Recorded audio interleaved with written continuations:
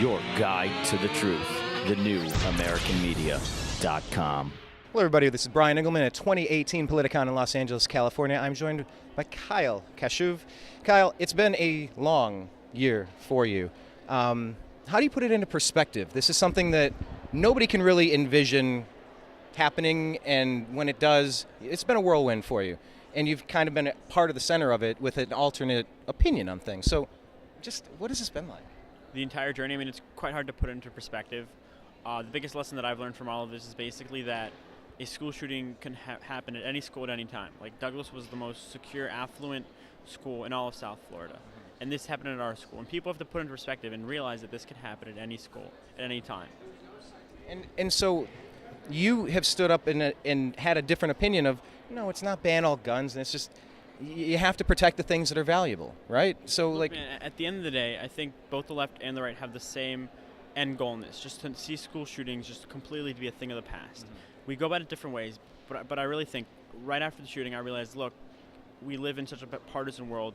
What can I do to solve the problem? Mm-hmm. So, I met with both people on the left and the right, and we pushed legislation that actually saves lives. At the end of the day, this is what saves lives, actual legislation, not going on marches and shouting. Meeting with legislators and pushing policy is what actually changes the country.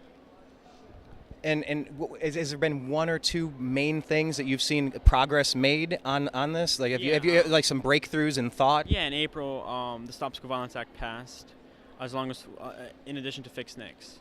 And the Stop School Violence Act basically gave provisions to schools to enhance their security, enhance their communication with the police forces. Excellent. Well, look, I think you're onto it. What we want is kids to be safe in schools. And so I'm sorry you had to go through this, but I was thankful to hear your voice as something very different from what I was being force-fed from David Hogg. And it was frustrating to see that, and it was great to see you standing up and speaking out that way. So thank you for that. I'm sorry for what you went through, but continue to be a strong voice for liberty and freedom out there. We appreciate it. Thank you for your time, sir. Appreciate it. Your guide to the truth. TheNewAmericanMedia.com.